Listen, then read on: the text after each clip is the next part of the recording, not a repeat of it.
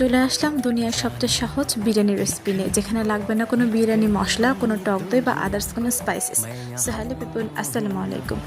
গতকালকে গরুর মাংস রান্না করেছিলাম, তার কিছুটা তরকারি ফ্রিজে ছিল, তো ভাবলাম রাতের জন্য ঝটপট কিছু বানিয়ে নিই। তো আমি এখানে কিছুটা চিনি গুঁড়া চাল নিয়েছি, তার সাথে এই মাংস দিয়ে আমি এখন রান্না করবো একটা সাধারণ এবং অতি অসাধারণ বিরিয়ানি।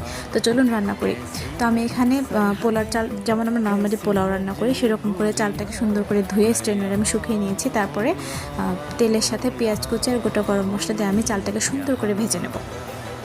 চালটা চকচকে হওয়া পর্যন্ত ভাজবো। এরপরে হচ্ছে আমি এর সাথে মাংসটা অ্যাড করবো। আমার মাংস খুব একটা ঝোল ছিল না, মাংসটা ভুনা ছিল, যার কারণে আমি ঝোল সহ অ্যাড করেছি। এবং এই মাংসটা দেওয়ার পর থেকে চালটা খুব সুন্দর করে ভাজতে হবে, যাতে করে মশলা এবং চাল দুটো মিশে একাকার হয়ে যায়।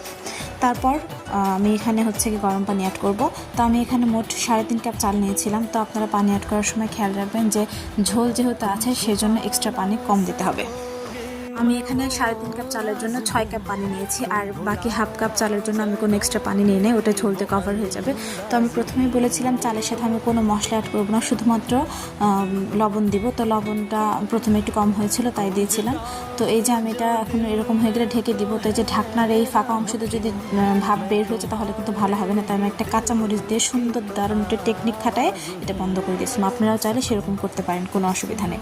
তো এই যে আমার হচ্ছে এটা ঢেকে দেওয়ার পর এটা সুন্দর হয়েও গিয়েছে এবং দেখতেই পাচ্ছেন অনেক সুন্দর ঝরঝরে হয়েছে, আর খেতেও কিন্তু অসাধারণ ছিল। মানে কোনো রকম বিরিয়ানি মশলা, কোনো রকম টেকনিক কিছুই লাগলো না, কিন্তু সুন্দর একটা বিরিয়ানি হয়ে গেল। আপনারা এরকম করে ট্রাই করে দেখতে পারেন, খেতেও খুবই ভালো লাগবে। এবং আপনারা এটা ট্রাই করে আমাকে জানাবেন যে আপনাদের কেমন লাগলো। চলুন আমরা এখন এনজয় করি এই অতি অসাধারণ বিরিয়ানিটা। জানি না এটাকে বিরিয়ানি বলা যাবে কিনা। তো সবাই ভালো থাকবেন, আসসালামু আলাইকুম।